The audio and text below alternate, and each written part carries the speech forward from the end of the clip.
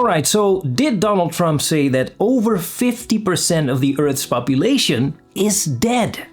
Well, according to the logic of some elements within the global West, he might have. But let me tell you how I got to that question. Now, a few days ago, I posted a video where I suggested that the UK has been politically captured by the Israeli lobby. There's a lot of evidence to support that belief. But I would even take it a step further and suggest that the Israeli lobby has not only politically captured the UK, but the entire global West. Now, one good example that supports that idea is what we've been seeing happen with Bob Vylan. So as you can see in this article, so rapper Bobby Vylan of rap punk duo Bob Vylan led crowds attending the festival, which is the Glastonbury Festival in the UK, in chants of free Palestine and death to the IDF. Now the IDF, of course, being the Israeli Defense Force, currently committing a horrible genocide in Gaza. But anyway, especially the last chant, so death to the IDF, has caused a major uproar in the UK. The political establishment and the mainstream media was going absolutely crazy. And also, as you can read in this article, so in the aftermath, major festivals, Radar Festival in the UK, Cave Festival in France, and a Cologne event cut ties with the band. The United States revoked their visa, and their agency, United Talent Agency, UTA, also severed its relationship. The US Deputy Secretary of State labeled their performance a hate campaign, deepening the backlash. And also, what actually caught my attention, or I should say what caught my attention again about this story, is what happened here in Amsterdam. So as this article says, so British rap punk act Bob Vylan has cancelled performances in Amsterdam and Tilburg later this year. So basically, Bob Vylan is being cancelled all across the global West. And on top of that, the UK government has also even announced that a criminal investigation will take place into what happened at the Glastonbury Festival.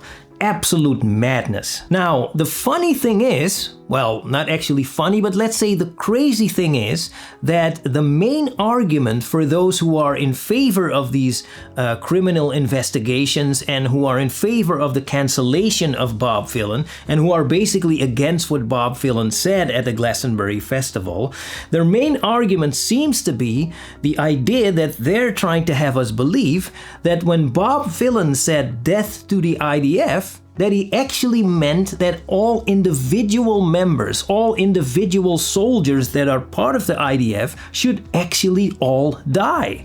That's the idea that they're trying to have us believe what Bob Vylan meant, which of course is absolutely ridiculous. And in fact, let me illustrate how ridiculous that really is.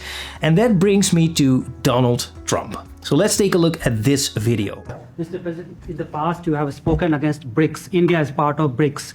Do you want to dismantle BRICS, or you want to US want to be part of it? I don't care, but BRICS was put there for a bad purpose, and most of those people don't even want to talk about it now. They're afraid to talk about it because I told them if they want to play games with the dollar, then they're going to be hit with a 100% tariff the day they mention that they want to do it, and they will come back and say, we beg you not to do this. BRICS is dead since I mentioned that. BRICS died the minute I mentioned that. Now, the funny thing about this video is that Western politicians and Western mainstream media have always done their absolute best to try to downplay the success of BRICS. BRICS is an extremely successful institution that is absolutely thriving and is expanding as we speak. At the moment, the BRICS nations already make up more than 50% of the Earth's population. So BRICS represents more than half of all people on Earth, right? Now, when Donald Trump said, BRICS is dead, is there anyone that would interpret that as him saying that more than 50% of the Earth's population has deceased?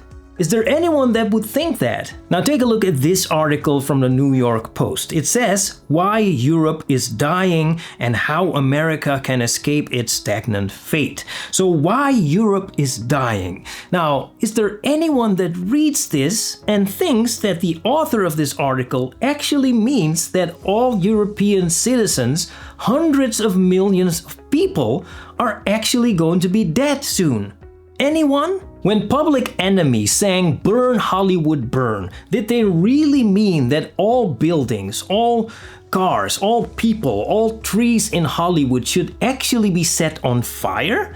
Of course not. They were all talking about institutions. So then, why is it that when Bob Dylan said "death to the IDF," now all of a sudden we're supposed to believe that he meant all individual members of the IDF? It's absolutely ridiculous. It doesn't make any sense whatsoever. Other than the Israeli lobby coming up with this ridiculous argument in another attempt to try to silence anyone who dares to speak up against Israel's genocidal behavior.